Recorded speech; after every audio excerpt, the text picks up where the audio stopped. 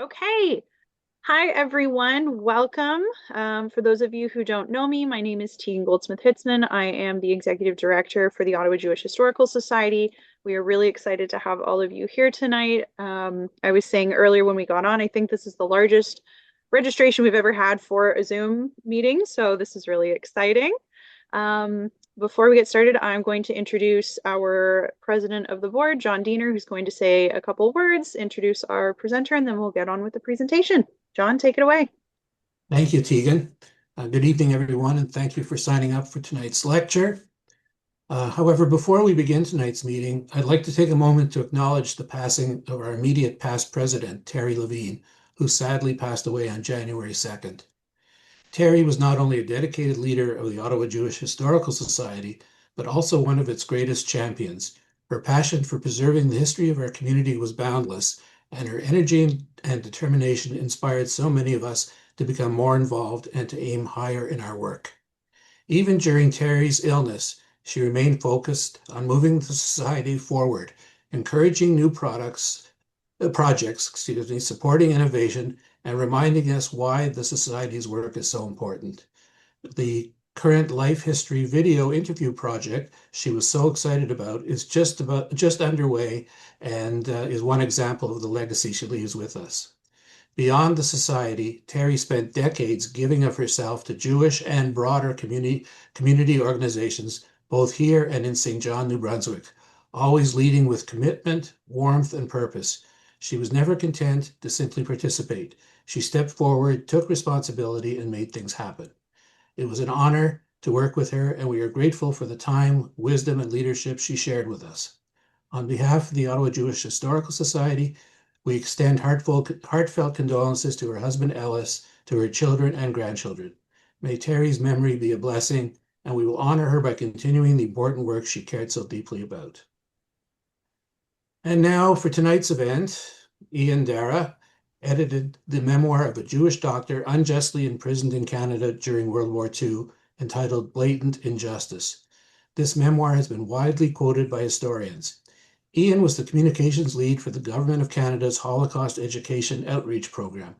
He is a graduate of the School of Journalism at Carleton University. Ian served as editor-in-chief of Canadian Geographic magazine and was then a correspondent for National Geographic, traveling across Canada. He is currently a regular contributor to Spacing magazine, devoted to urban issues, that is now in its 21st year of publication. Ian? Thank you very much for that introduction, John, and thank you so much to the Ottawa Jewish Historical Society for inviting me to give this talk, and thanks for everyone for joining. If you could put your microphones on mute, that'd be appreciated. The only sounds I'd like to hear are maybe a cat coming to visit you. So I want to start off with explaining how I got involved in this topic. Um, I'm not Jewish, but I grew up with a family friend, Walter Egersheimer. He's pictured with the cap and the dark glasses, and my parents had met the Egersheimers when they were doing graduate work at Yale University, and we we became very close. And one summer we went hiking in the Alps. It was July, and we hiked up to the top of this very tall peak. There were about 40 of us, and suddenly this these clouds descended and enveloped the peak, and there was a blizzard that sprang up, and you couldn't see in front of your face. And there were about 40 people in this group, and they all just descended down the mountain like mountain goats. And I looked over at Walter, and he was just standing there, stock still. And I grabbed him by the shoulder, and I said, "Are you okay?" And he said, "I can't see anything." Um, when he was interned at the Sherbrooke internment prison, he had a severe eye disease, glaucoma, and he got no treatment at all for a whole year. And as a result, his vision deteriorated such that he only had about 10% vision. So when there wasn't any contrast, as there was in this blizzard, he couldn't see anything. So he said, Ian, he said, I don't know whether if I take a step to the left or the right, if I'm going to fall down off this peak. So I said, look, Walter, I'm going to guide you down this mountain. I'm going to get you down. We're going to make it down one way or the other. And so I got him to put his hands on my shoulders and I led him down the mountain. And we had to cross these raging torrents because the snow was melting. And we had to go down very narrow paths. And we finally made it down to the bottom of the river, at the bottom of the mountain. And the sun came out, and I looked back up at the peak, and it was covered with clouds and snow. But it was July, and down at the bottom in the valley, it was fine. And Walter said to me, "Look, Ian, everybody just abandoned us, and you saved my life." And he wanted to adopt me as his son. He had a daughter. Um, Here's Sally, and this is me, and I'm wearing the red cap, and then my brother Alex is beside us. So Walter adopted me, and he became one of the most important mentors in my life. Whenever I was trying to decide what to do about what the next step in my career, I would phone Walter, and we would have. He always offered me very, very sound advice. He had qualified as a doctor, a pediatrician. He loved children. And then when he lost his vision, he went to the dean of medicine at Yale and said, what am I going to do? I can't treat children anymore. And the dean said, well, have you thought of becoming a psychiatrist? And Walter had an incredible empathy for other people because of what he'd been through in his life, that he had patients who stayed with him for years and years, and he was a very, very a very sought out psychiatrist. So I want to tell you Walter's story. So this is Walter's British identity card, and you'll notice the date on it is the 21st of September, 1933. And this, of course, is a pivotal date in world history because in January 1933, Hitler came to power in Germany. He promised that he would uphold the German Constitution. Then within 3 months, he had enacted laws which made it impossible for Jewish professionals to work in the German government. All Jewish professors were fired from universities. And Walter's father was the head of the Department of Ophthalmology at the University of Frankfurt. He was a world famous ophthalmologist who had done pioneering work in how to reattach detached retinas.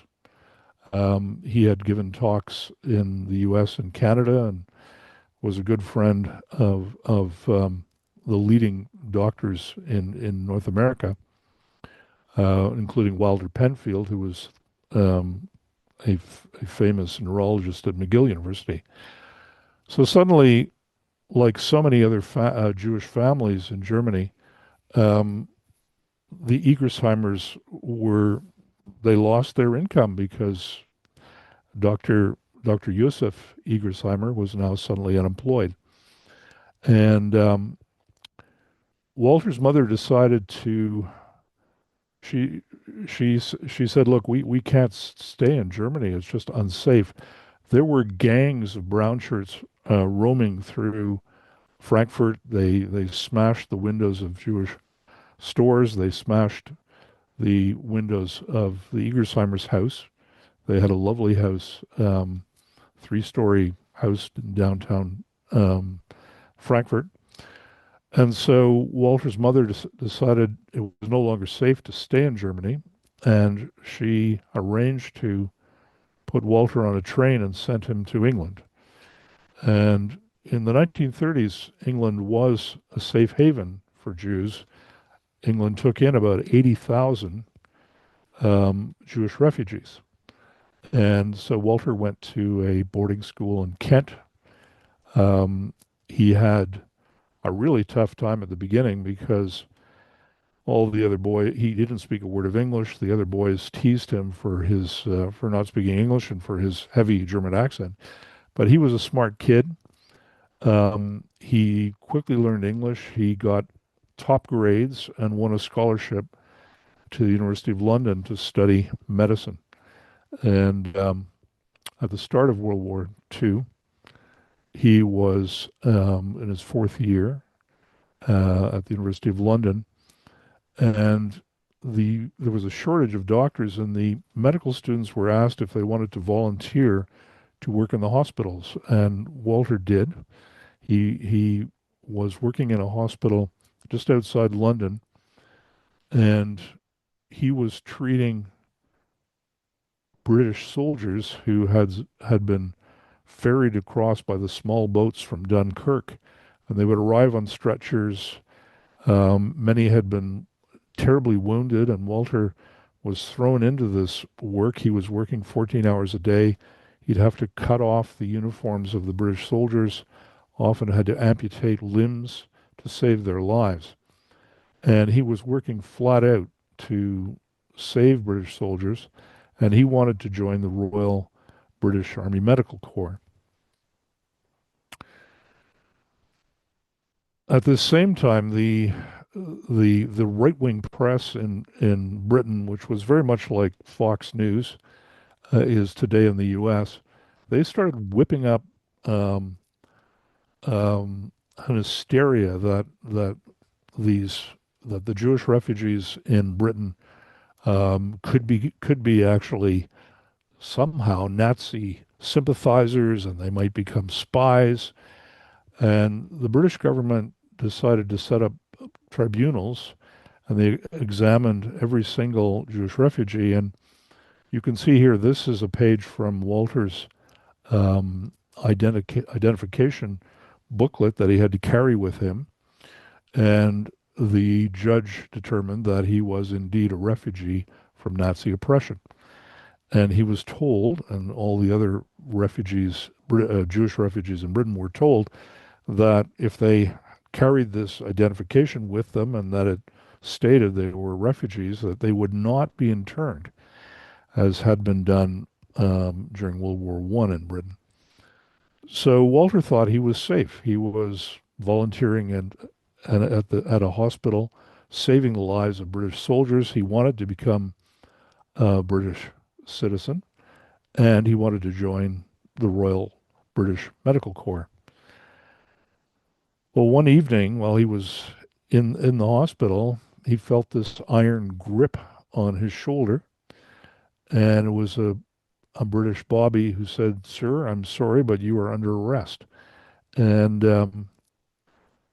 Sir Winston Churchill caved into the hysteria that had been whipped up against refugees in Britain, and Britain arrested 30,000 Jewish refugees. And at one point, they were actually thinking of arresting women as well. But at the last minute, Winston Churchill said, "No, we'll just arrest boys between the ages of 16 and men up to the ages of 60."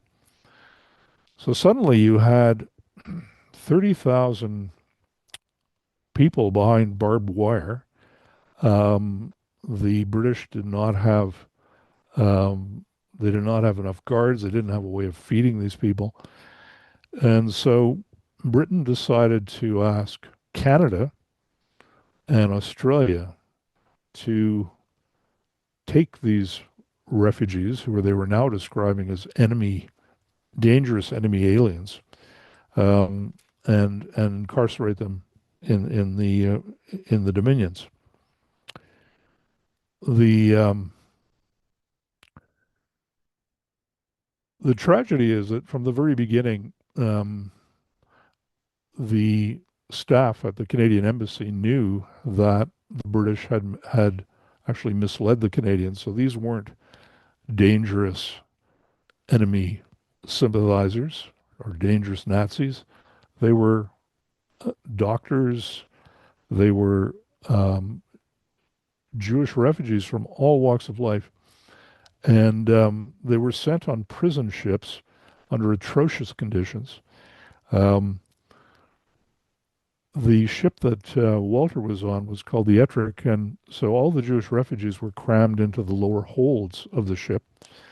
And Nazi officers enjoyed staterooms and meals with the captain on the upper decks.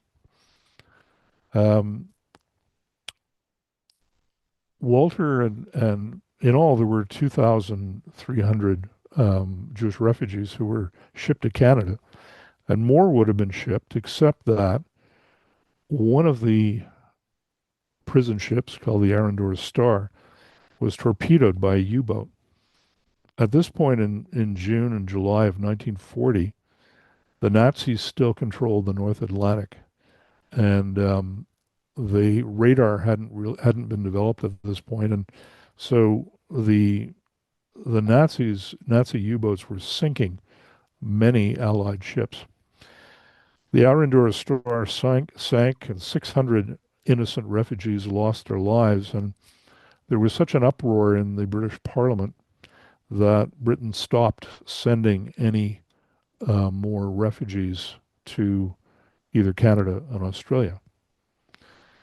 But in the meantime, there were 2,400 Jewish refugees landed in Quebec City, where you see L. That was called Camp L, and there was a refugee camp set up outside the Citadel at Quebec City on the Plains of Abraham.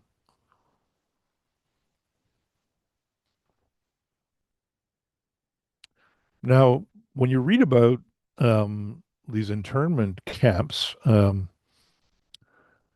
a lot of people think, oh, it's kind of like a summer camp where you learn how to tie knots and learn how to do the J-stroke.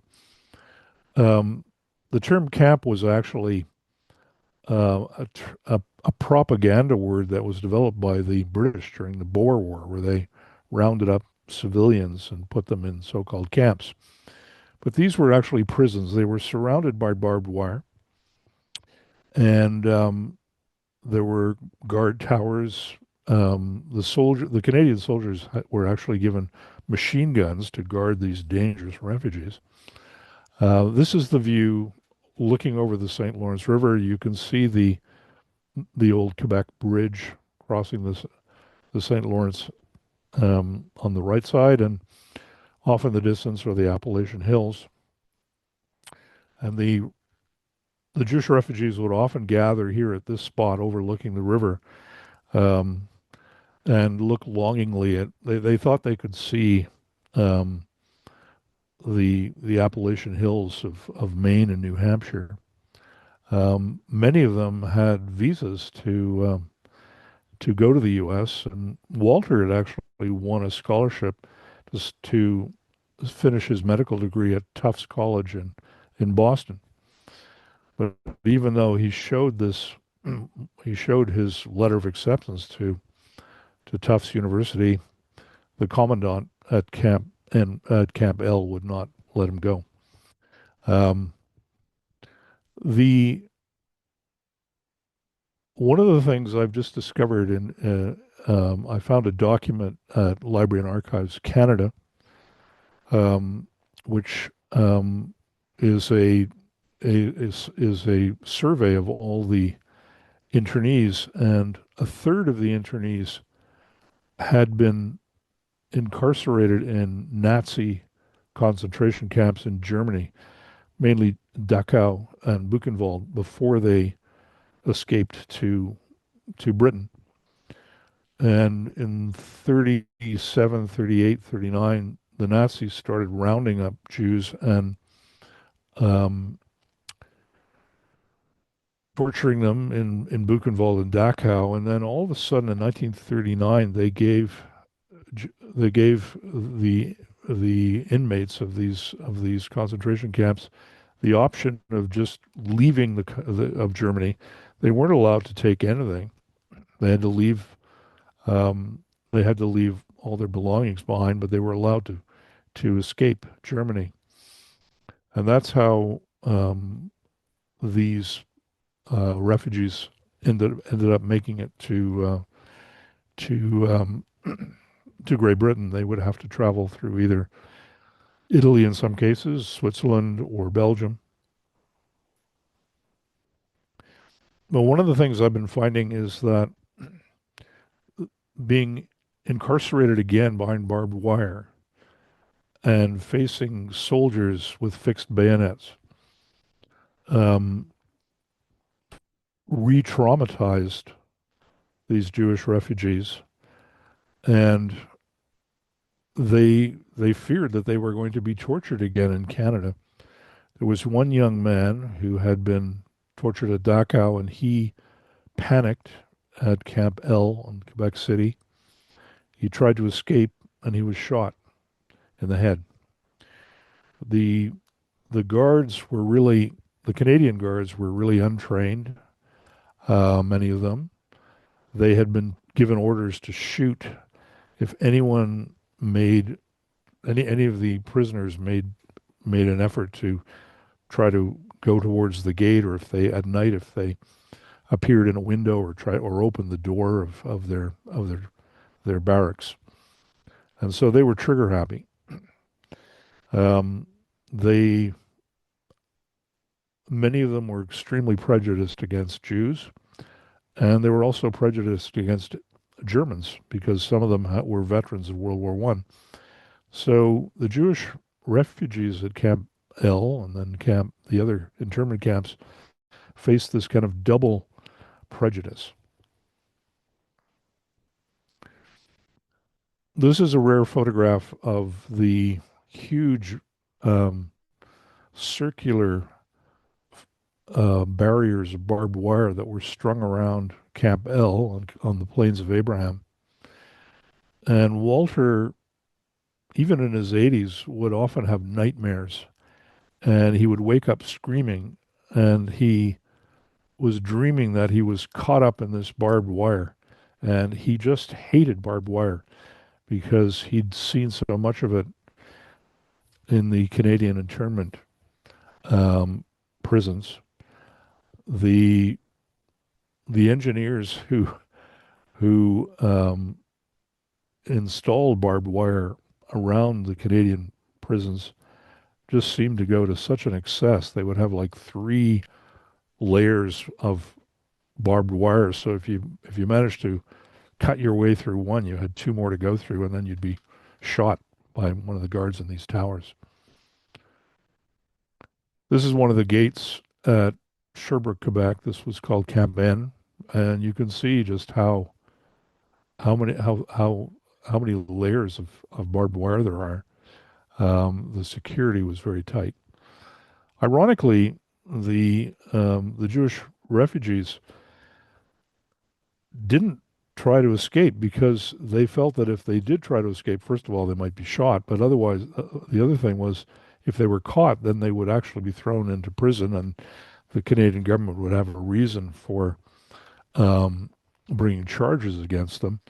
They kept trying to persuade the authorities that they were refugees from Nazi oppression and that nobody hated Nazism and Hitler more than they did.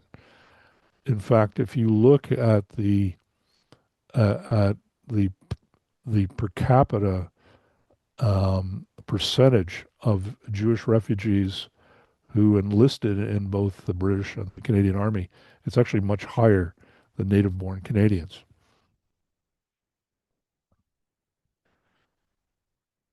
One of the things that's created a lot of confusion is that the status of the Jewish refugees kept changing all the time. So Britain initially welcomed them in the 1930s after Hitler was declared Chancellor of Germany and they were deemed to be refugees.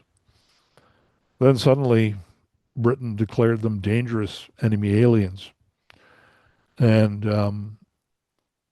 one of the tragedies is initially the British government told the Canadian government, we're going to ship dangerous Nazis to you.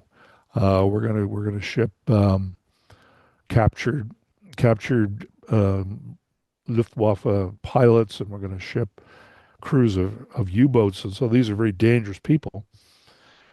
Um, and just as they were en route by prison ship to Canada, a the the Canadian ambassador, the High Commissioner in London, who was Vincent Massey, was briefed by one of his colleagues in the British diplomatic corps, who said, "Well, actually, we made a mistake. We didn't have enough actual um, German soldiers or airmen or U-boat crews, and so we've sent you some refugees." And it became very clear when the refugees came off the gangplank in Quebec City. Many of them were Orthodox and were wearing yarmulkes, and there were I think 5 or 6 rabbis as well. There were yeshiva students. So the Canadian soldiers who had some familiarity with the Orthodox community in Montreal realized that these were not hardened, dangerous Nazis. And even though senior military officers informed Ottawa of who these people really were, the there was such anti-Semitism in the Department of Immigration that you've probably heard of a book called None is Too Many. So there was a director of immigration in Ottawa, Frederick Blair, and he saw his mandate to keep out any Jews from claiming refugee status in Canada. And so he worked extremely hard to prevent any of the Jewish refugees from being released or claiming refugee status in Canada.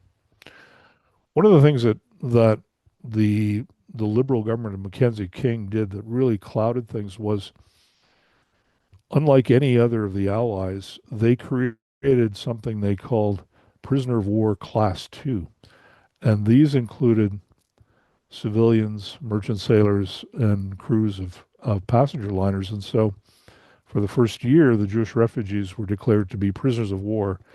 And this kind of reinforced that they were dangerous. Um, it was only 1 year later, in June 1941, that they were declared to be refugees.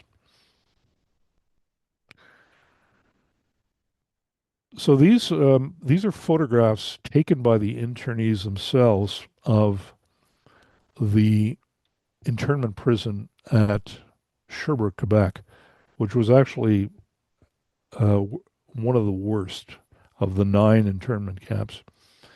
And I have recently discovered documents which really explain what happened here. So this was a railway depot it was part of the Quebec Central Railway, and this railway went bankrupt. And in order to bail out this railway, the Quebec government bought a large parcel of land where there were these big sheds for repairing and lubricating locomotives, and you can see the big doors there. And so they didn't know what to do with this property, having bought it.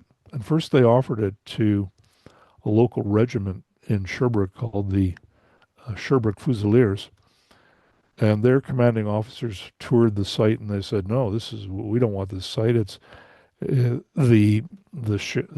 large buildings were the windows were broken, the roofs were leaking, there was oil all over the floor." And they said, we can't do anything with this. We're not going to use this as our new headquarters." And so somebody in the Canadian military thought, "Oh, let's stash some Jewish refugees there."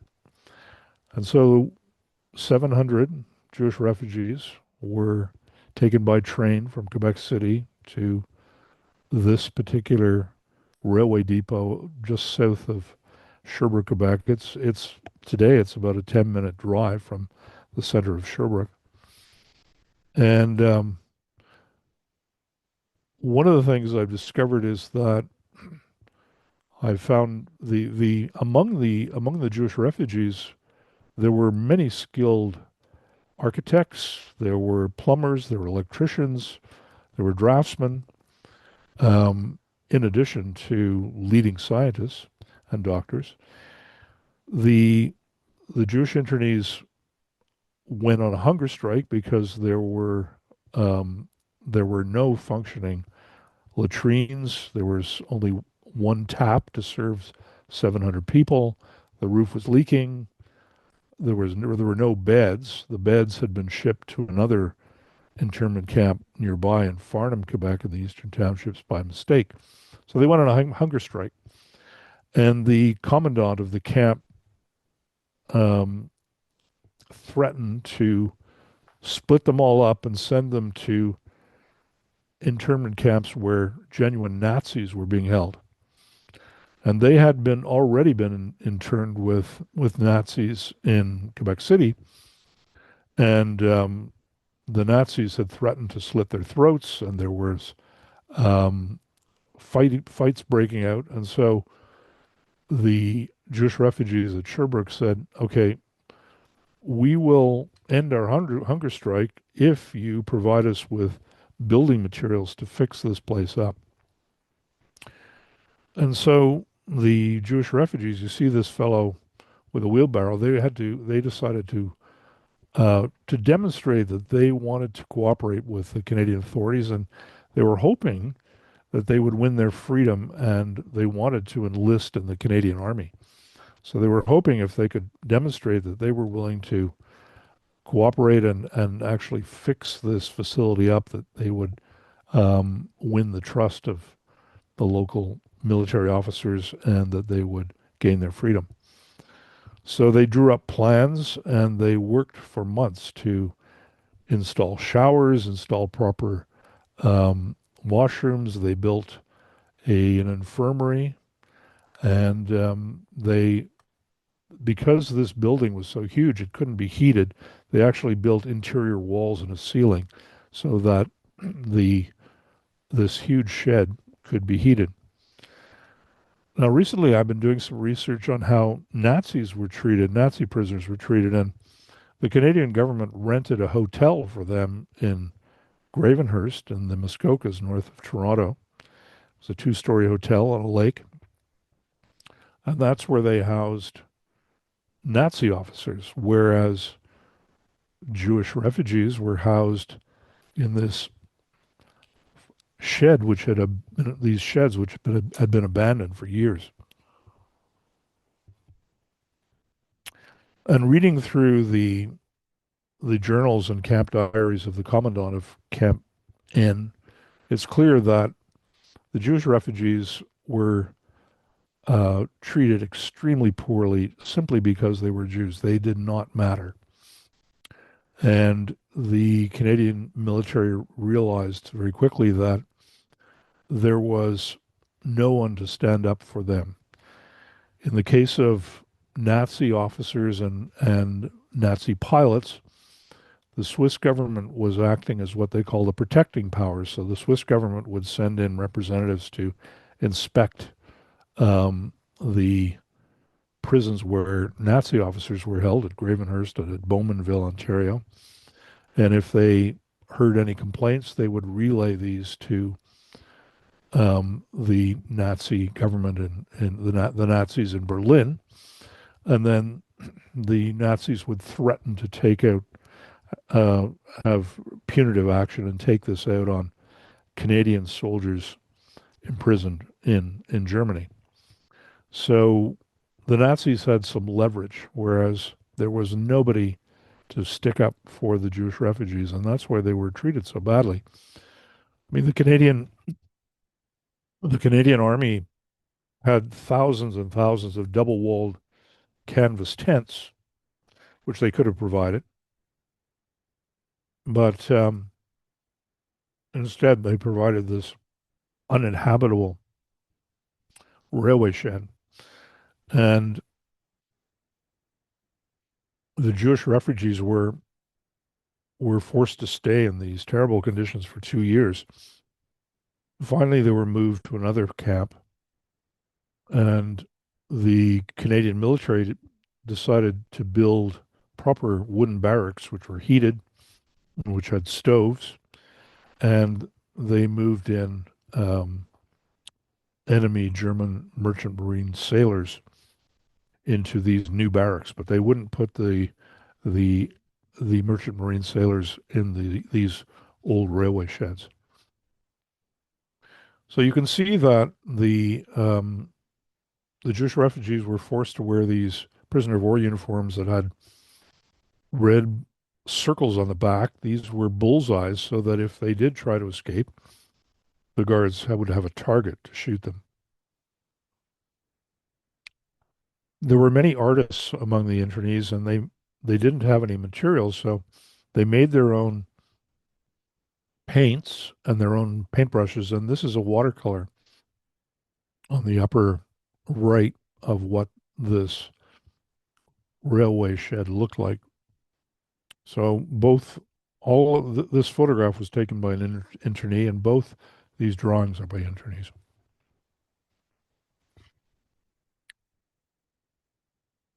One of the architects among the refugees was Harry Zeidler, and he drew this very precise diagram of what camp looked like. And it was actually, although the plot of land, the property was very large, the area that the internees were confined to by barbed wire was very small. And so they it was very claustrophobic for them. And you can see there's really only there's two buildings here which are connected, and then what they call the boiler house here. One of the internees drew this sketch of what the inside of the railway shed looked like before they put up interior walls and interior ceiling. And there was continuous soot falling down from the ceiling. It was so dirty.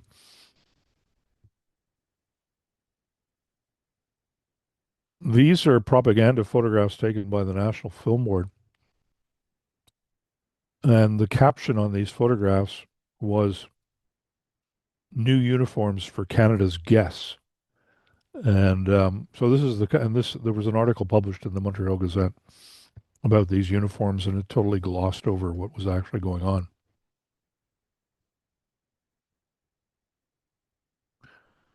The sergeant major who actually ran Camp Inn was a notorious fellow called Sergeant Major McIntosh, and he had been a used car salesman before he was promoted to sergeant major, and he hated Jews and was always calling them dirty Jews, and he would institute the harshest discipline. So they could never, the internees could never dry their towels after having a shower, which they'd built the showers themselves. And this Major McIntosh insisted that these towels be folded up in a certain way, which meant they couldn't dry. And so for ridiculous things like not folding your towel properly, you would be sentenced to 2 weeks in solitary confinement. And you'd be put in this small box with just a bale of hay to lie down on and a bucket.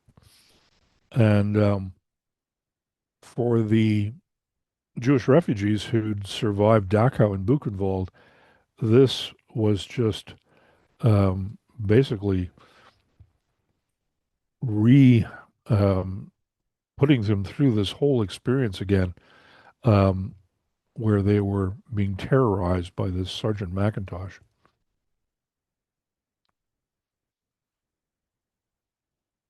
Many of the townsfolk in in Sherbrooke heard about this camp and they came by to see what was going on. There was a small Jewish community in Sherbrooke, and the a number of the many if not most of the businesses on Main Street were owned by Jewish merchants, and they did their best to help the internees. So they provided winter clothing for them. They tried to they made representations with the commandant to try to free the 16 and 17 years old so they could get out to school. And the local Jewish community had sponsored as many of the teenage boys as they could to free them from the camp. They also raised money to buy sports equipment and radio and music and musical instruments to try to provide some entertainment for the internees. And there were professional musicians among the internees, and they, of course, wanted to keep playing their particular instruments so they wouldn't totally lose their professional careers as musicians. One of the few high points of life at Camp N was some of the Quebecois guards taught the internees how to skate and play hockey, and Walter really enjoyed this, even though he could barely see. He could hear the puck, and so he learned how to skate and how to play hockey. And the internees built a skating rink as well as a hockey rink. And the the local Jewish community in Sherbrooke donated skates and hockey sticks so that at least the internees could get some exercise, because as you saw in the earlier diagram, they were actually confined to a very small area. And you can see here this building with the big smokestack is the railway repair depot.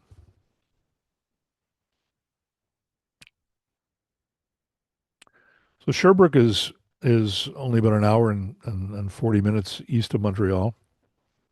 Um, and this is what Sherbrooke looked like in 1939. It was a very prosperous city in Quebec. Um, there was a lot of hydroelectric power because you had two very fast flowing rivers, um, which met at Sherbrooke. And so there was electricity for factories. And you can see these two bank buildings here on the main street. And so Sherbrooke had two large hospitals and was a thriving city. When I spoke to Walter about, he actually had no idea he was so close to a major city in Quebec. He and the other internees thought they were in the middle of the Canadian wilderness, and because when somebody got sick, the medical officer at Camp Inn would talk about how difficult it was to go to the hospital, and he was very reluctant to send the internees for medical treatment. And so they imagined they were in the middle of the Canadian wilderness, and they imagined there were bears and wolves beyond the barbed wire. In fact, so this is where Camp N was, and it's basically a 10-minute drive from downtown Sherbrooke. And it was right on the Rivière Saint-François. So, as I said, there were about 2,400 Jewish refugees who were forcibly sent to Canada as prisoners. But among them were some incredible people. There were two future Nobel Prize winners, Max Perutz and William Kahn. Both won the Nobel Prize in Chemistry. Helmut Kohlmann um, is credited as preserving um, some of the earliest Canadian music. Um, he collected folk songs, and he was head of the music division at Library and Archives Canada and won the Order of Canada. Many of the internees, when they were finally released, ended up working in Ottawa. Um, John Borman, for example, was recruited by John Grierson to work at the National Film Board. So there's a very strong connection. This story has a very strong connection with Ottawa. Um, I'm going to tell you about some of. I'm going to give you some more details on some of these other internees. Um, Fred Kaufman came. He was sent. He was saved by the Kinder transport. So his. I'm sure some of you know about the Kinder transport, but his parents put him on a train in Vienna at the age of 15. And like all the other children, his parents didn't know if they'd ever see him again. There were charitable Jewish organizations in Vienna working with charities in the UK who tried to save as many Jewish children as possible. And for some reason, the Nazis agreed to give these trains safe passage. So Fred Kaufman um, he was sponsored by a family in the north of England. They were farmers, and he worked. He was a laborer, worked as a young boy on this farm. And just after he turned 16, a policeman came to the farm and arrested him and told him he was interned. He didn't know what that was, but eventually he was sent on a ship to Canada. He first was at Trois-Rivières and then at Sherbrooke at Cabin. And he was very, very bright. One of the things that Walter Egersheimer and other internees did was they founded what they called a free university in the camp. And each internee who had a specialized knowledge would give free lectures. And if they had textbooks, they would share those. The Canadian Jewish Congress in Montreal raised money from Jewish organizations in Montreal, Toronto, Ottawa, and Sherbrooke to buy textbooks so that the Jewish refugees could continue their education. And Fred Kaufman attended a lot of these classes in physics and chemistry, and he was sponsored by Rabbi Abraham and his wife Dora Middleman, who Rabbi Middleman was the rabbi in Sherbrooke, and he he was immediately skipped a couple of grades at high school in Sherbrooke because he had studied so hard at Camp N that he had basically university level knowledge of chemistry and physics. He he graduated with high honors from bishops. First worked as a reporter covering the courts and decided to study law. Graduated from McGill, and then he was appointed to the Quebec Court of Appeal by Pierre Trudeau. He's famous because he was appointed to lead commissions to investigate the cases of many wrongfully accused.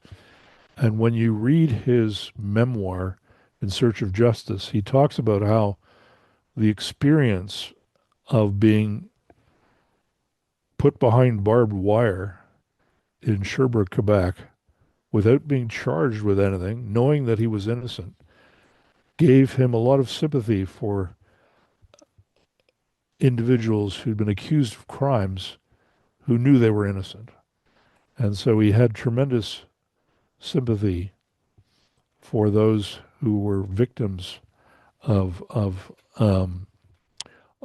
justice gone wrong. And so he is one of the most famous um, internees from Sherbrooke. Now there were people like Fred Kaufman who were incredibly resilient, but then there were many other internees who um, were really re-traumatized by their experience in the Canadian internment camps. One of them was Paul Gerstle. He was an upholsterer by trade. He was imprisoned and tortured at Dachau, and then was interned at a on an island in the Richelieu River in Quebec. And as a result of the torture he'd experienced, his eyesight deteriorated, and he was never able to work, I would say, after the age of 50 or so. And so had a tremendous struggle. And I'm discovering there were many of the internees who were just so traumatized by this experience of being incarcerated again behind barbed wire, being threatened by guards with bayonets, that they never recovered. And so one of the tragedies and one of the things that the Canadian government is responsible for is that I've read the war diaries of each camp, and like a ship, each camp commander had to keep a daily log of what had happened. And I found that in these war diaries at the Library and Archives Canada, you have accounts written by the internees of how they'd been tortured at Dachau and what had happened to them. And this doesn't seem to have affected the commander of these internment camps at all. They just say, "Oh, I'm filing this for historical interest, but we know what German prisoners are like. You can't trust them." I don't even know if they would question whether this was a made-up story. They didn't seem to. They were so prejudiced against Jews that they could not understand that somebody who had lost their family, lost their job, lost their home in Germany would not be would not be an enemy of Hitler. They could not understand that the Jewish refugees wanted nothing more than to enlist in the Canadian Army and fight with the Allies and aid the Allied cause. So this is what the story of Camp N is really in two parts. For the first 2 years, there were Jewish refugees, and then after from 1943 to 46, you had these wooden barracks that were made for for German merchant sailors and some of whom were Nazis.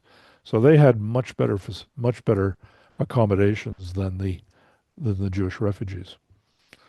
Um, this building here is still standing. It's now used as a bus depot rather than to repair railway cars.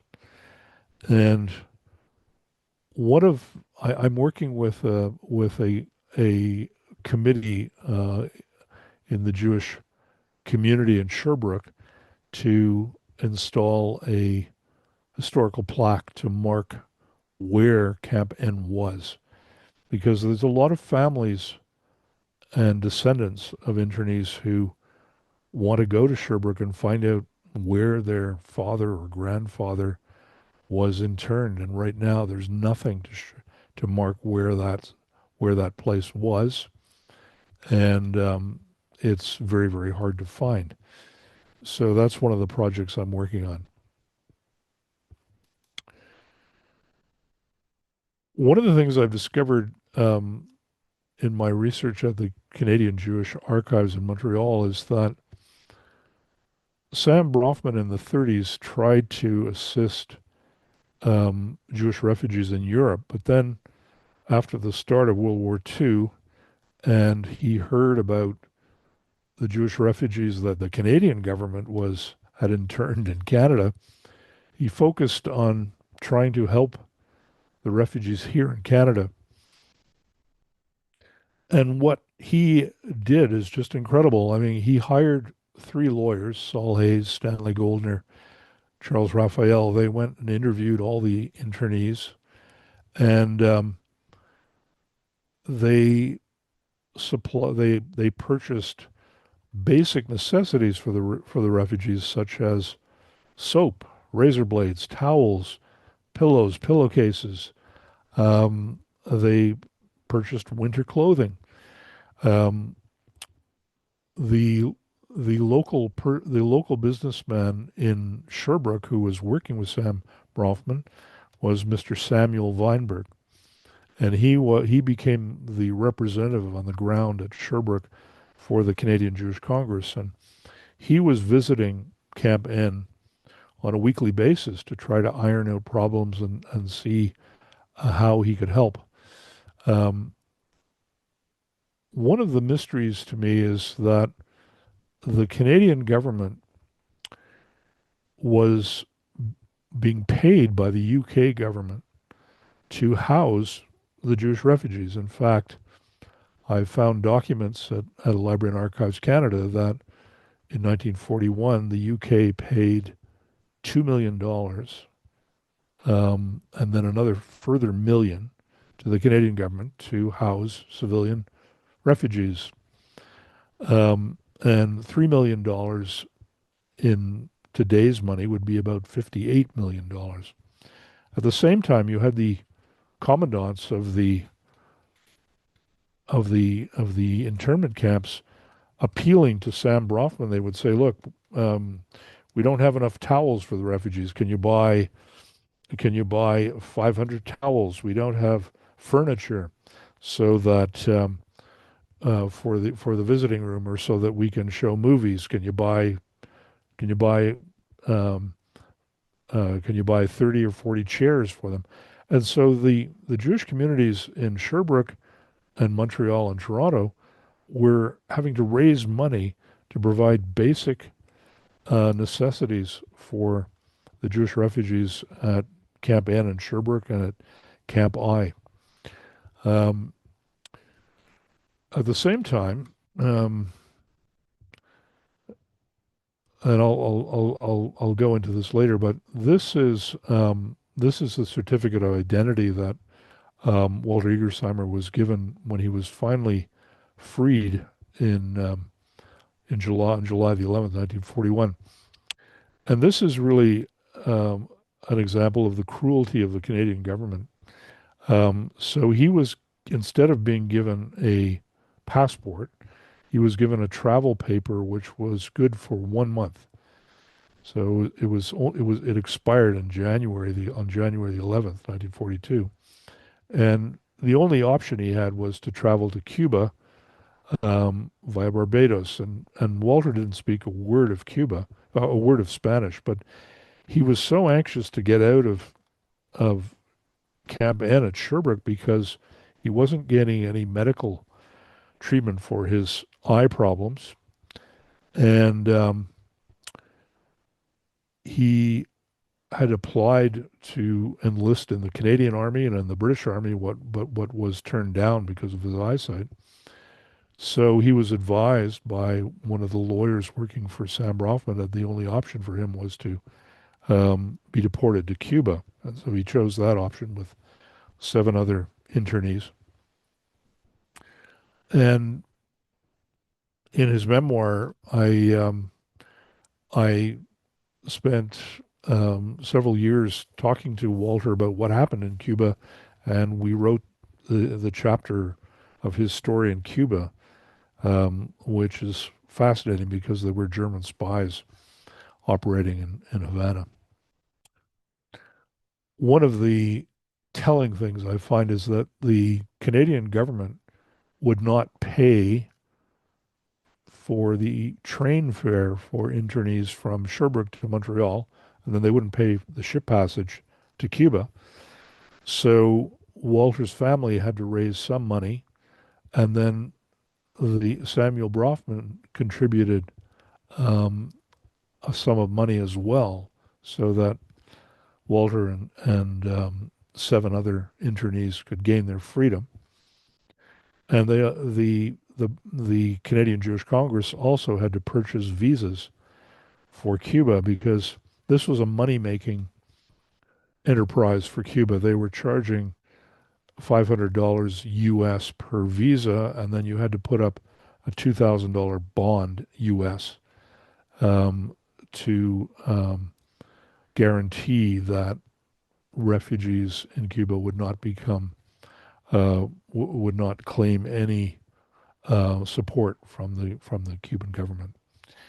So this is another case of how the Jewish refugees were treated so poorly.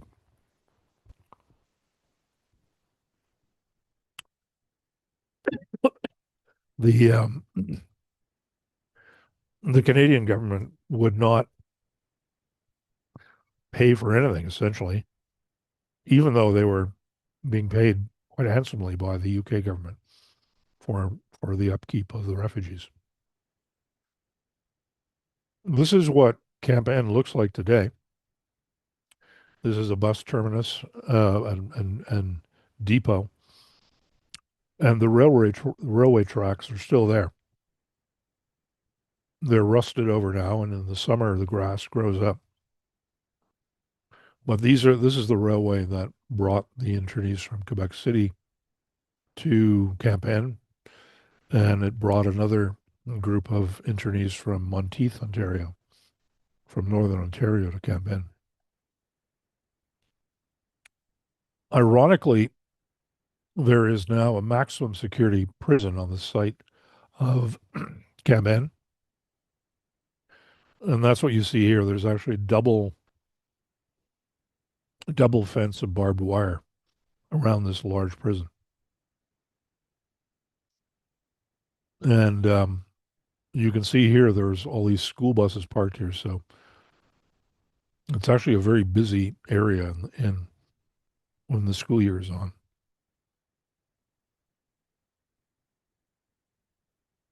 So Camp N has a very um, complicated history. And when I first went to Sherbrooke and made an appointment with the Sherbrooke Historical Society, I was told by the director of the society that she said, "Oh yeah, there was an internment camp, but it was there were Nazis in prison there. There weren't any Jews."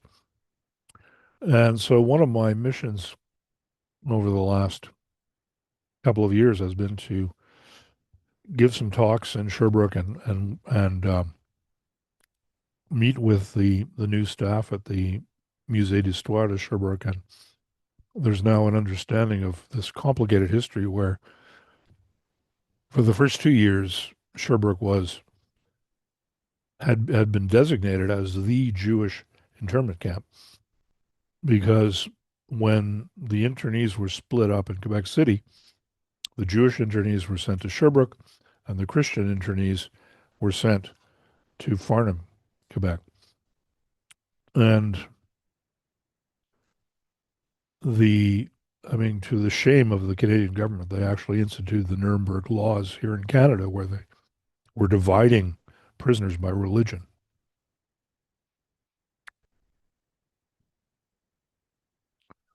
I've mentioned this other internment camp called Camp I in the middle of the Richelieu River, and it was here's an overhead view of it, and this star-shaped structure is a fort that was built by the British after the War of 1812 because the Richelieu River has traditionally been the gateway to Quebec from Lake Champlain.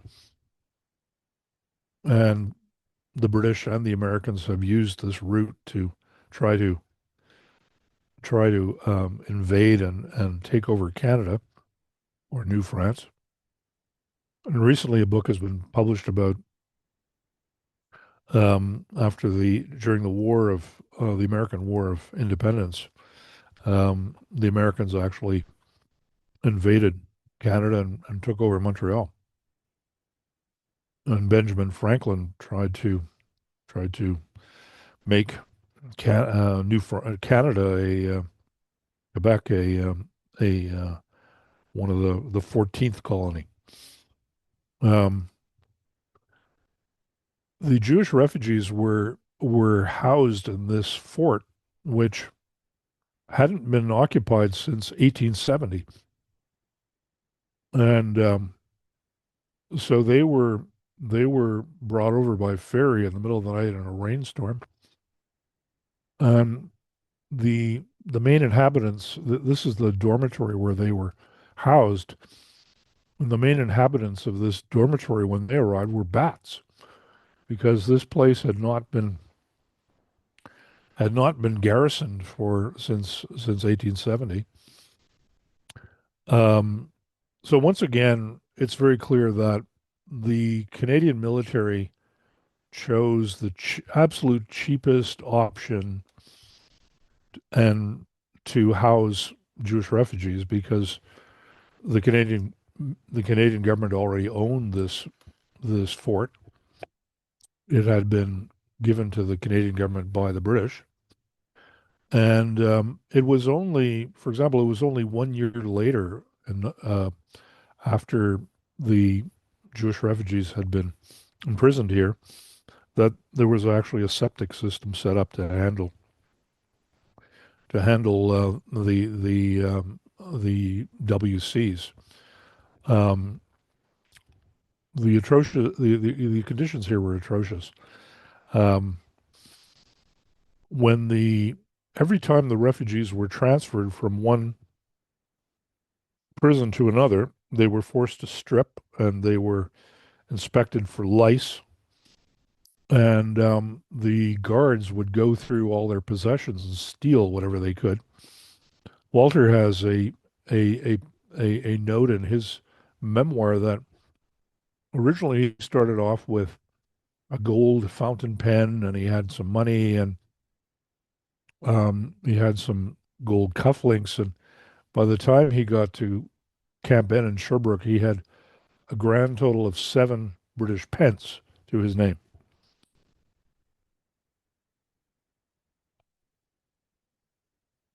The internees were always trying to document what conditions were like, and so this drawing was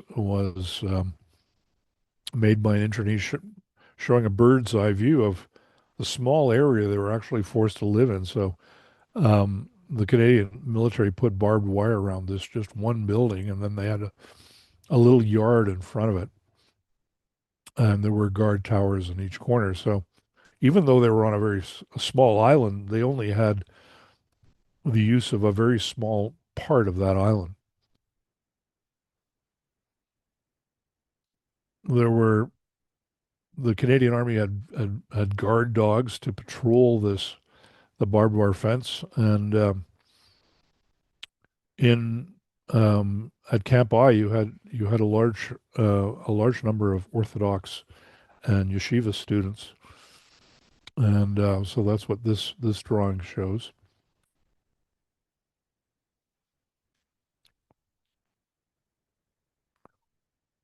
After after the initial period, the commandant of Camp I actually became much more sympathetic to the internees, and so he allowed one of the um, one of the sections of the fort to be made into a temporary synagogue. And you can see there's actually a Torah here, and um, there are phrases from the Torah over the two windows. Now, some of these students are actually hiding their faces because this photograph was taken by a Jewish journalist at the Montreal Standard who wanted to shed a light on what was going on. And he he said, "Well, look, if you don't want to be pictured, just turn away and hide your face." But he was trying to make make the public aware of what was going on here.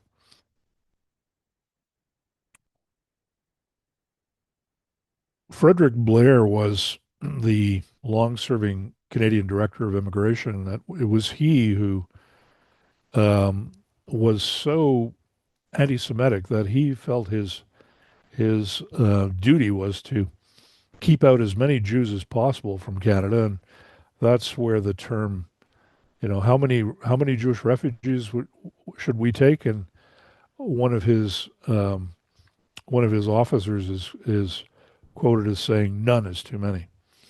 And here he is. This is a quote from one of his letters where he's bragging about how well he has managed to keep out um, Jewish refugees. Finally, things came to a head in 1943. C.D. Howe was the Minister of War Production, and he was desperate for skilled tradesmen to work in Canadian factories because he needed people to work in aircraft production, ship production, and he heard that there were highly skilled tool and die makers and machinists among the Jewish refugees.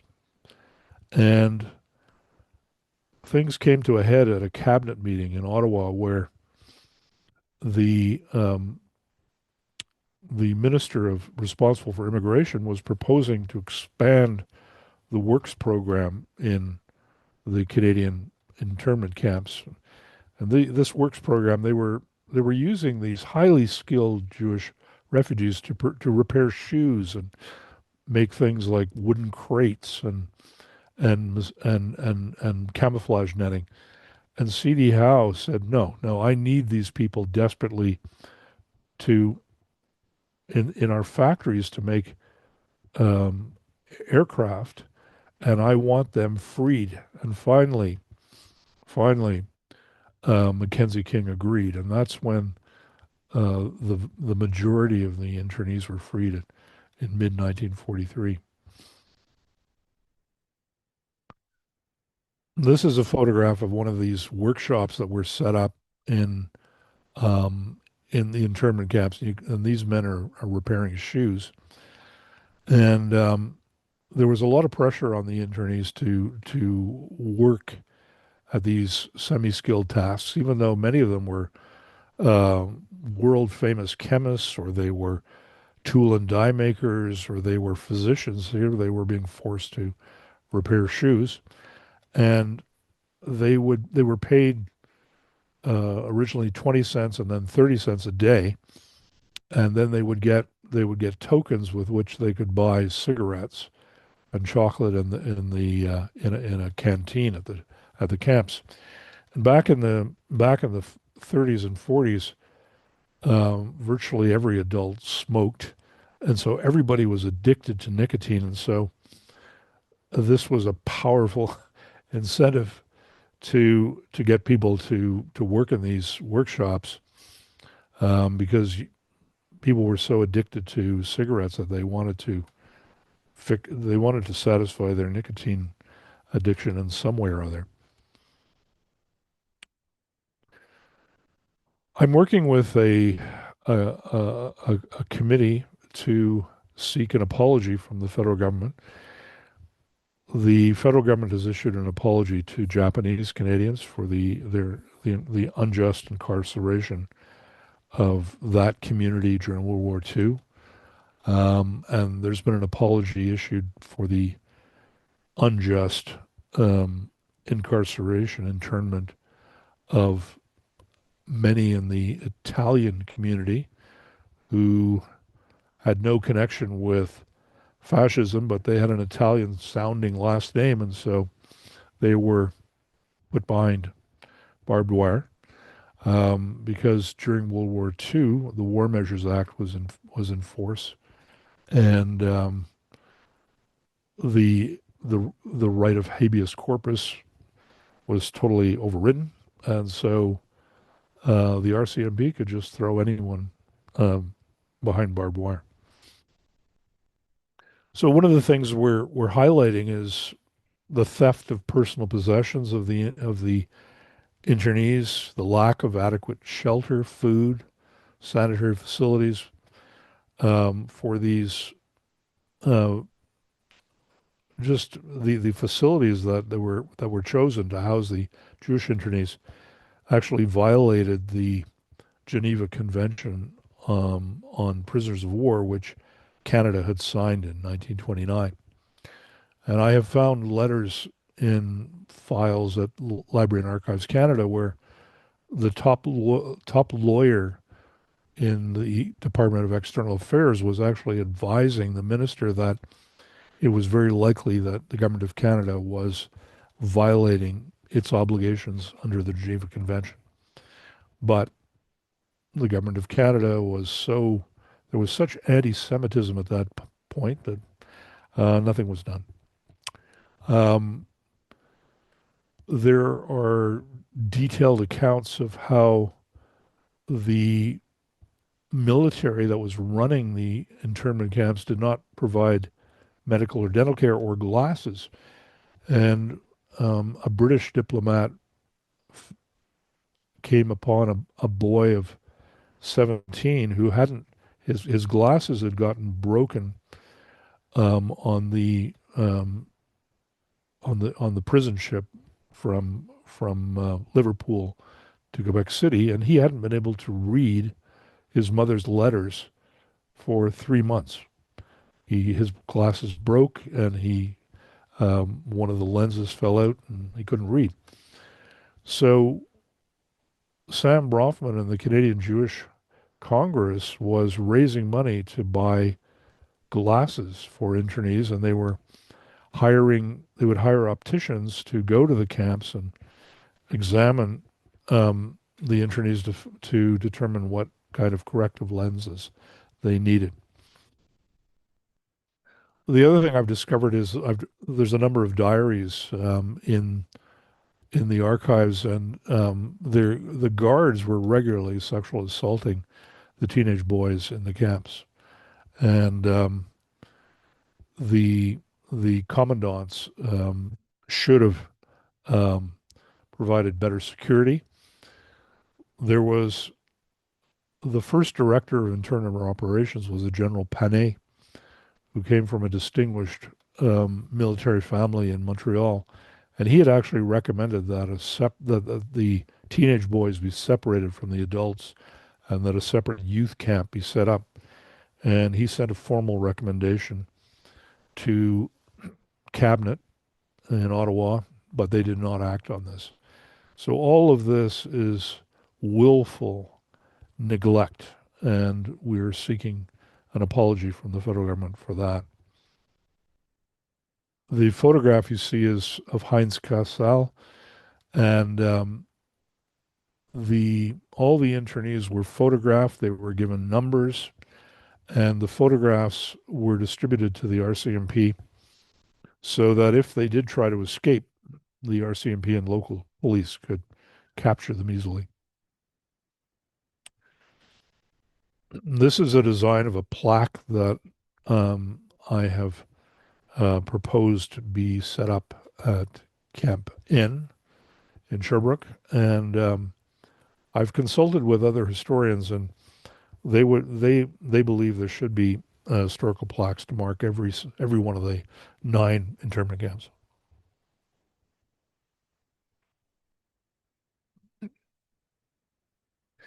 So um, I encourage you, if you want to, if you want to join this group that I'm put together to advocate for an apology and for historical plaques, to email me, send me an email, and I will add you to my mailing list and keep you up to date as to what's happening. Um, the we can now take some questions using the chat function, and I'm going to disable my PowerPoint so that I can see you. Okay. Thank you so much, Ian. This was wonderful.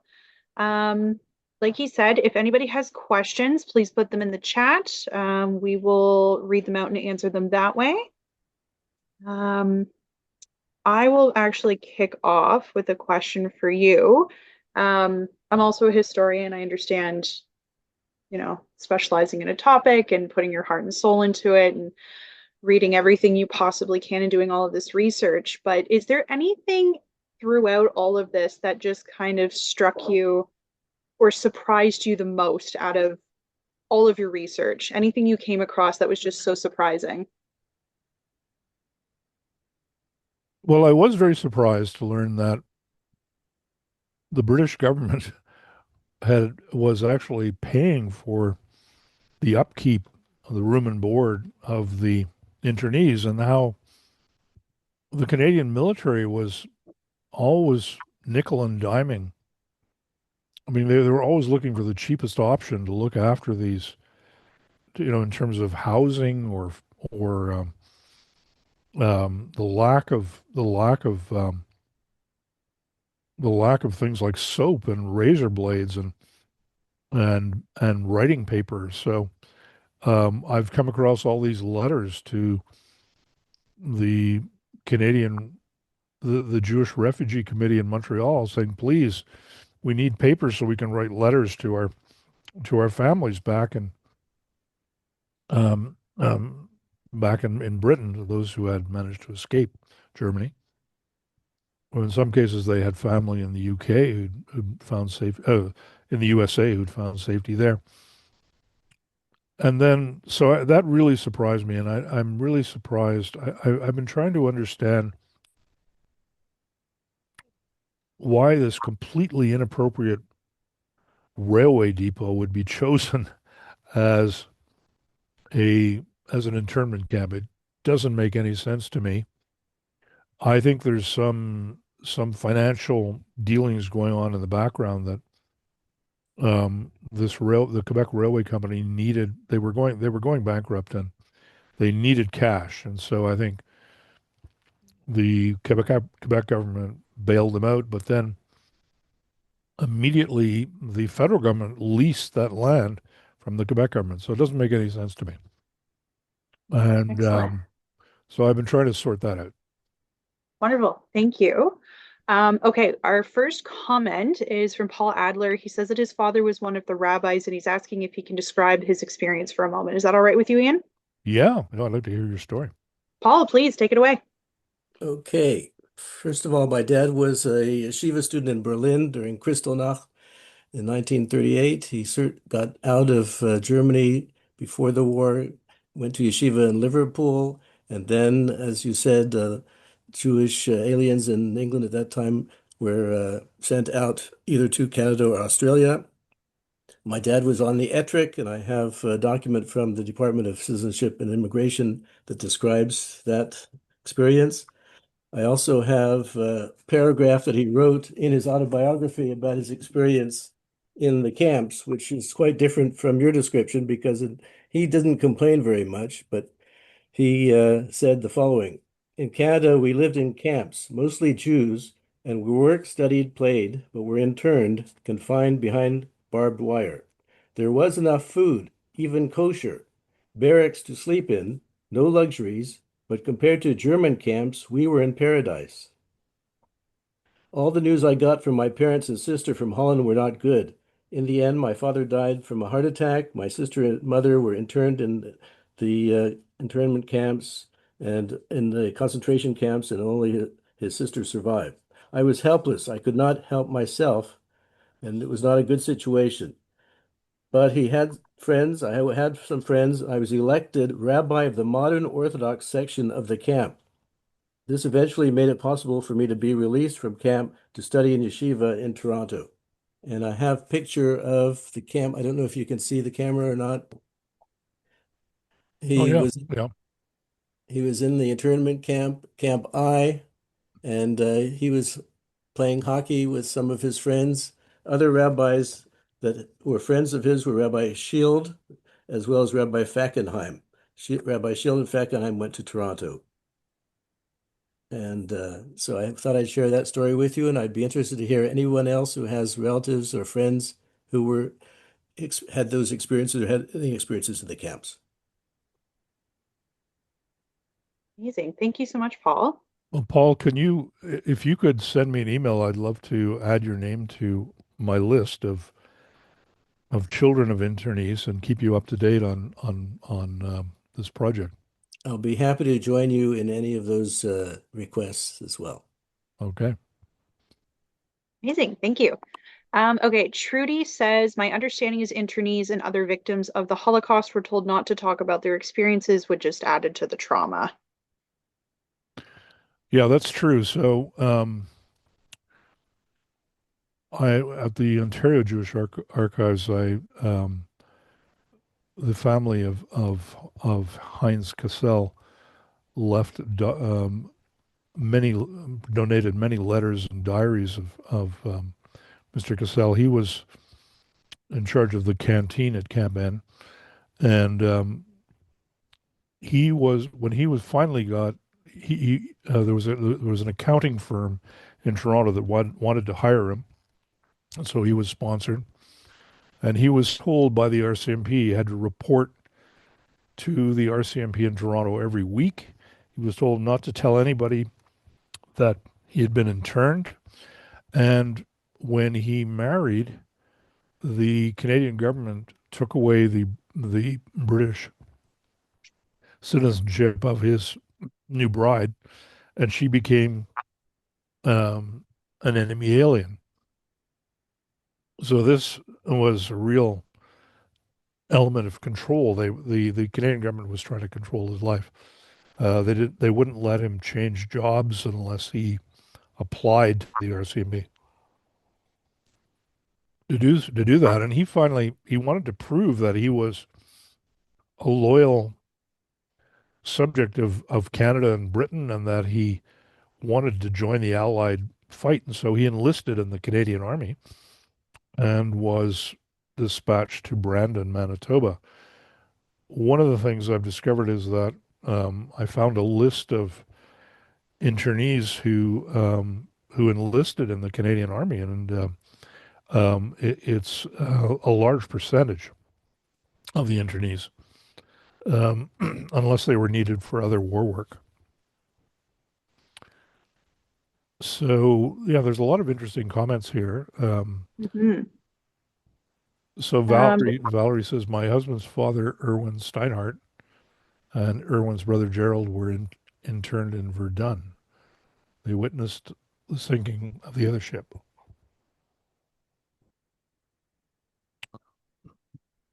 So Valerie, I don't know if you want to tell your um, the story of your husband's father, but there were there was an intern St. Helens Island in the St. Lawrence was an internment camp, and there were some Jews there. I'm not familiar with, as far as I know, Verdun was not there was no internment camp in Verdun.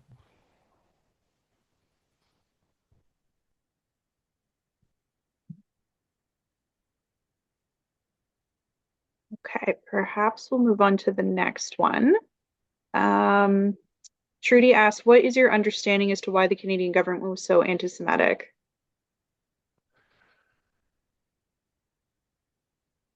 The Frederick Blair was a director of immigration, and his father had been a minister in either the Baptist Church or one of the Protestant sects. I have no idea why there was such anti-Semitism. It was just there was a tremendous amount of anti-Semitism in Canada in the 1930s, and there continues today that there's a tremendous rise in anti-Semitism and and threats and made against Jewish institutions. Um, so I have no idea why. I can't get inside the mind of these people. I don't understand why they would be so prejudiced. I presume this prejudice was handed down from their parents. I'm not sure. Thank you. Okay, we've got two requests just about recordings. This is currently recording. We will be posting it afterwards, and I will send it out to whoever wants a transcript. Please just send us an email at the OJHS, and I can get to everything you need. Beth asks that you mentioned the teenage boy who couldn't read his mother's letters because he didn't have glasses. Can you talk a little bit about the communication between internees and their families, and the degree to which internees' letters were censored? Yeah. So one of the horrendous things that happened was the Jewish refugees were snatched by British police, and they would come in the middle of the night and say you're under arrest. The British bobbies originally said, "Oh, you're gonna be interned for the weekend, a couple of days. You don't need to bring much with you." Um, and so um, the they weren't there was no opportunity to tell their families where they were going. They didn't know. In the case of Walter, um, he was out of touch with his family from June till the end of August. And so his family was going crazy. Like, what happened to our son? And in many ways, it's like what is going on in the U.S. right now, where you have ICE snatching up people and they're put in detention or they're sent down to CCOT in El Salvador, and nobody knows what's happened to them. Um, the every single letter that families sent was censored, and there were very few censors, and it took a long time to censor letters, particularly if they were written in German. And so one of the what caused so much stress was that the internees were unable to tell their parents and friends where they were, and their parents and friends had no idea where they were. And this really affected the internees who had wives and girlfriends and family. So suddenly, if if the if the husband was the only breadwinner, suddenly his wife was left behind in Britain with no income coming in. They might have some savings, but the wives who were left behind had to get jobs as domestics and go into service in order to survive. And so it was a tremendously difficult situation. The mail was very slow because you had the Nazis still controlled the North Atlantic with their U-boats, and so there were in the early year the in the early months um, of the internment period of July and August of 1940, there were very few ships going back and forth across the Atlantic that were available to carry mail. Um, one of the one of the um, I guess one of the huge mistakes that the Canadian government did, and which it needs to be held to account for, was as soon as within a couple of weeks of the British government interning Jewish refugees in Britain, you had a huge outcry from Labour MPs. You had the chancellors of Oxford and Cambridge complaining to Churchill that he had just taken away their top researchers and they could no longer offer them for the war effort. They were behind barbed wire somewhere, or they were on a prison ship on their way to Canada and Australia. And so the chancellors of Oxford and Cambridge put tremendous pressure on Churchill, and the British started releasing the refugees that they had interned by August 1940. And the British government wrote to Mackenzie King saying, look, we've made a mistake.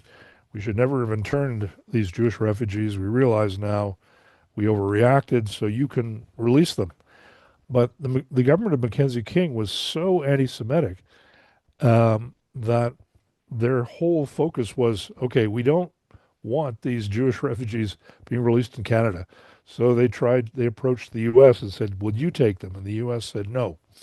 And then they tried releasing them in Newfoundland. They tried every scheme you could imagine not to release them in Canada. And it's astounding, the degree of anti-Semitism. So, Beth, I hope that somewhat answers your question. Um, so I'm reading Valerie's comment. My husband says his father and uncle worked in an arms factory north of Montreal. he thought he was interned there. Hmm. Um, that sounds like forced labor, which is in violation of the Geneva Convention. Um, one of the There was one camp in New Brunswick, which is east of Fredericton, and it was in the Acadian forest. And in the early days, it's called Camp B. And if you're ever in New Brunswick, there's an interesting museum there. Local volunteers have preserved the camp, what is left of it, and there's a lot of artifacts. Um, High school students have made an archaeology project to dig up and excavate around the site of the camp. And in the early days of that camp, the commandant was so anti-Semitic that he was forcing yeshiva students to go out and work crews and cut timber on the Sabbath. And so their rabbis said, "Well, can we not do this work on Sunday?" And he would not let them switch days. And they had a lot of trouble getting kosher food because many of the internees were Orthodox in this particular camp. And one of the one of the key aspects of the Geneva Convention is that you cannot force prisoners of war to work outside of the perimeter of the camp. And Canada clearly violated that particular clause in the Geneva Convention. And that's one of the things that we want the Canadian government to apologize for. Um, so here's a comment. Thanks for such an interesting and well researched perspective on the camps. I would love to get your view on Henry Kreisel's diary of an internment, which gives a personal and inside account of his experience. Kreisel was interned at Ripple's New Brunswick camp and went on to a career as a Canadian novelist, short story writer. He was awarded the Order of Canada. His diary is quite fascinating. Um, I have read Henry Kreisel's diary. It's part of a collection called In Another Country, and the the camp in New Brunswick is it's really in the middle of nowhere, even though it's not far from Fredericton. But sometimes it's called the Ripple Camp, or sometimes it's called the Minto Camp. And I find Kreisel, he's an incredible writer. I admire his short stories, but one of the things about his account of his time at his at, as an internee at Camp B is, I find he really downplays everything, and he kind of tries to gloss over some of the challenges. And I find that's actually true of some, but not all, of the diaries and memoirs that have been left behind. One of the things that is particularly unusual about Walter's memoir is that he wrote it within a matter of weeks of his release from Camp N. And it's kind of an amusing story. So he he was deported by the Canadian government to Cuba, not speaking a word of Spanish. He had no money. He had to scramble to make ends meet, and he was doing menial work in the local hospital. They wouldn't recognize his medical training. He was helping out at a boarding house, and he fell in love with a Jewish artist who was a refugee from Vienna, and they had a passionate love affair. And after about a week or two, her name was Olga, and after about a week or two, Olga said, "Look, Walter, I can't stand it. All you ever want to talk about is this this this place in Sherbrooke, Quebec, where you were behind barbed wire and all the things that happened to you. I can't stand it anymore." So what she did was she went out and bought a secondhand typewriter and some paper, and they were so poor they didn't even have a desk. She put the typewriter on their cot that they shared. And she said, don't talk to me about this internment thing anymore. Write it down. And so day after day, Walter sat with his feet underneath this cot because they didn't have a desk. And he typed up his recollection of what had happened to him. And so there's an immediacy to his diary. And what I'm finding now is that some of the scholars who are studying internment, like Dr. Paula Draper, who was probably one of the first, she did her PhD on the internment camps. And in her latest article on the internment experience, she quotes extensively from Walter Egersheimer because he wrote with an immediacy and recalled exactly how he felt and how the other internees felt. And because he he clearly had an empathy that enabled him to become a very effective psychiatrist, he was able to capture what his fellow internees felt. And he made notes when he talked to them and took down their stories. So he has many stories about internees who were imprisoned at Buchenwald and Dachau and what happened to them and how they were tortured and how they got out. And so there's a detail in Walter's account which you don't find in most of the other memoirs, internment memoirs that have been written and published. So here's a comment from Donald Eckenberg. I have been living in Sherbrooke since 1980.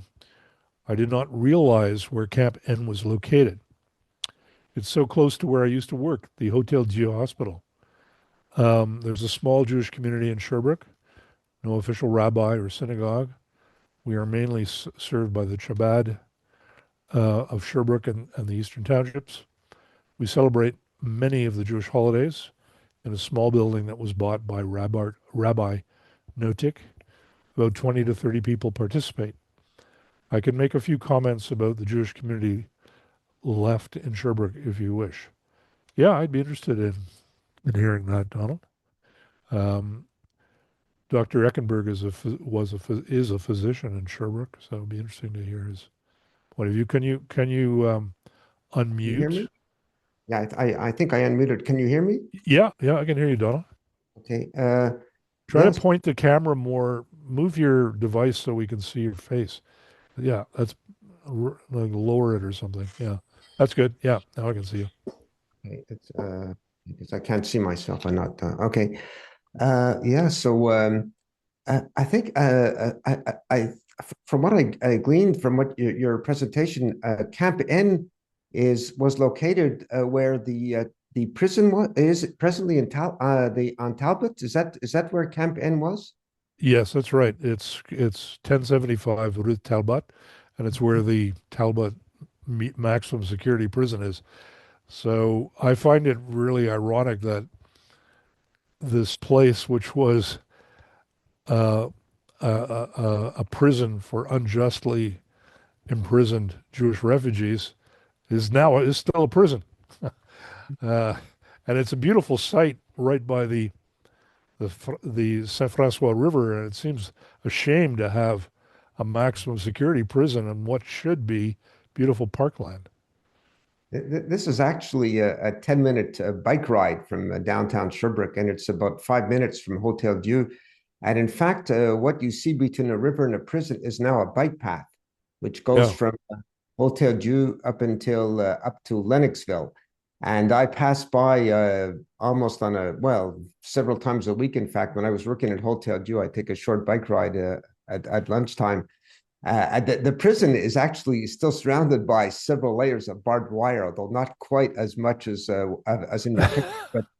But every time you pass by, you see these lights, these tall lights, and the barbed wire, and you always wonder what's going on there. But we have an idea because we occasionally saw some prisoners at the hospital when they got sick. So this is really interesting. It's really I'm not sure where you put the plaque because not many people go to that part of the front area of the prison. Most people will pass behind on the bike path. You see a lot of cyclists every day. yeah. The other So point, I could address that. So I gave a talk in Sherbrooke, and I actually asked people in the community, where should we put this plaque? And part of the yeah, problem is that there's one access road to the prison, and if you happen to stand there for more than 10 minutes, a security officer will come over and say, what are you doing here? And they'll tell you to move along. And the security is actually very tight. So there was a member of the Jewish community, Shelley Slater, who suggested that we put the plaque on that bicycle path because there's an access road, an access path that is paved from Rue Talbot, and there's a park bench there. And that's actually just north of it's just a few meters north of where the edge of the of Camp N was. And so that's where we're proposing to put this historical plaque. And I'm working with David Rothschild, and we have suggested to the mayor that that's where the plaque should be installed. So I actually hired a notary to do a title search to find land that the city of Sherbrooke actually owns, because one of the prerequisites to install a plaque is you have to know who the landowner is, and you have to get the landowner's permission. okay. So I'm hopeful that you will support this project, Dr. Eckenberg, and I'll call on your support.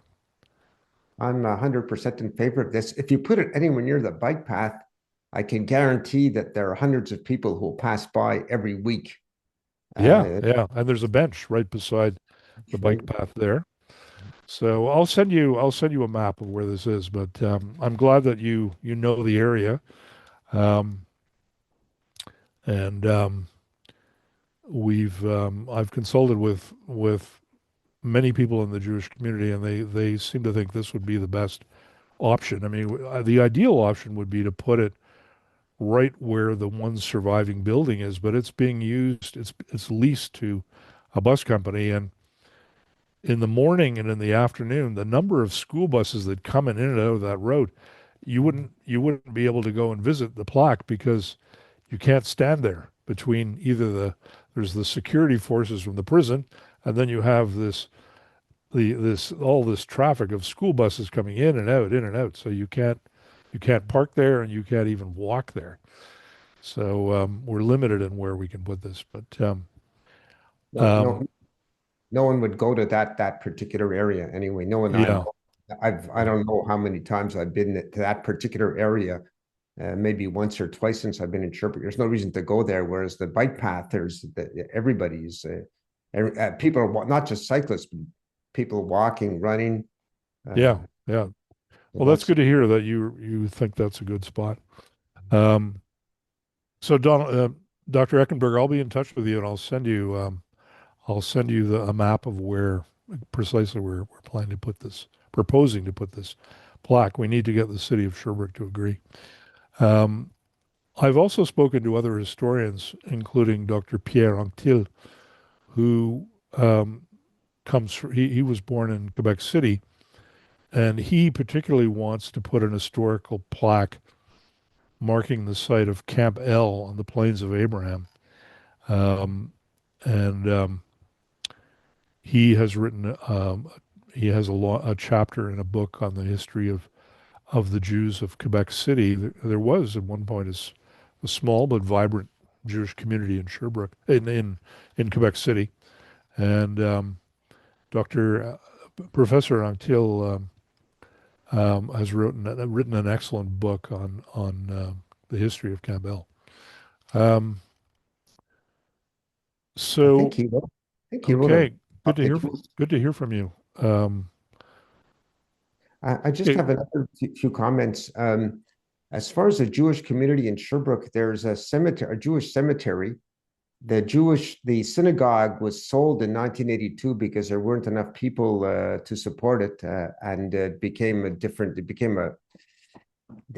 denominations took hold of it. right. Uh, but there is still a small Jewish community, and Chabad of Sherbrooke. Well, actually, it's Chabad from Montreal. Uh, gathered around, figured out how many Jewish people there were in Sherbrooke, and they've managed to gather us together. So we still celebrate most of the Jewish holidays. About 20 to 30 people come, and there are people from all over the eastern townships, including the maple syrup producers in near Lac-Mégantic. So Oh, okay. which is quite interesting. So there's still quite a bit of activity going on in Sherbrooke in the Jewish community.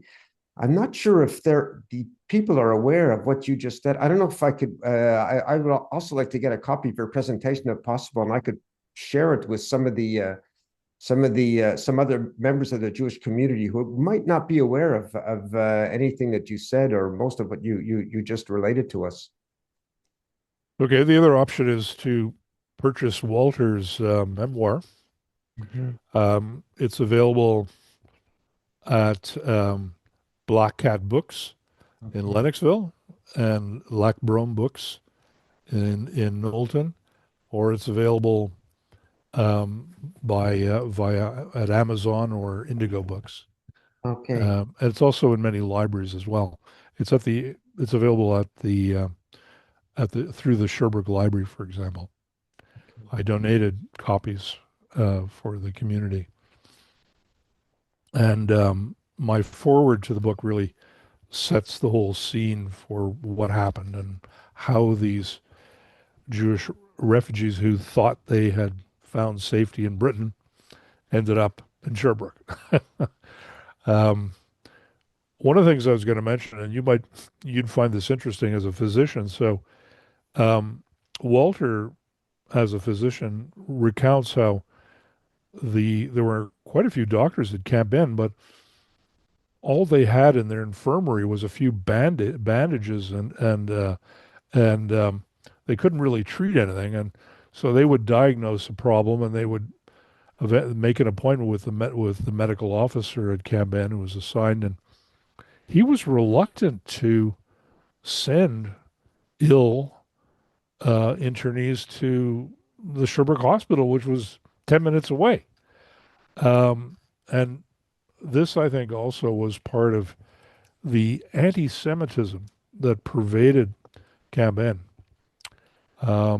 The attitude was, well, you can suffer, and we don't need to go to the bother of sending you to the Sherbrooke Hospital, even though there was a Protestant hospital, and then there was the Hotel Dieu hospital 10 minutes away. And this really was medical malpractice on the part of the medical doctors who were in the Royal Canadian Army Medical Corps and assigned to Camp Inn. And that's Walter details all this in his memoir. So I look forward to meeting you one of these days, Dr. Eckenberg. I often come to Sherbrooke, so we'll have to get together, and look forward to meeting you. There's a comment from Maureen Katz. Thank you, Ian. Sad stories of continuing Canadian government apathy for the Jewish community who have contributed enormously to Canada. That's one of the things that strikes me about this story is that the number of Jewish internees who were awarded the Order of Canada is astounding, and their contribution was astounding. There were just some incredible people who came to Canada, were forced to come to Canada, but then decided to roll up their sleeves and contribute to this country. And Maureen says, I'm sending the recording to a friend whose father-in-law was incarcerated and couldn't join us this evening. I wish to do anything to make the too late apology happen. Well, thank you, Maureen. If you could send me just email me, and I will put up my I'll put up my email again. I'm going to send out your email as well. Okay. At the end, if I may interject as well, I think we'll cap it here just because we've reached 9 o'clock. Yeah. Ian, I'd like to thank you on behalf of the Ottawa Jewish Historical Society and all of our lovely participants. Thank you so much. This was so wonderful. It's really nice that you're bringing light to this lesser known portion of our history and like not just talking about it, but actively doing things to make a difference. For all the participants that are left here, we are going to send out the recording afterwards. I will send out Ian's email as well as the his website and the book that you mentioned.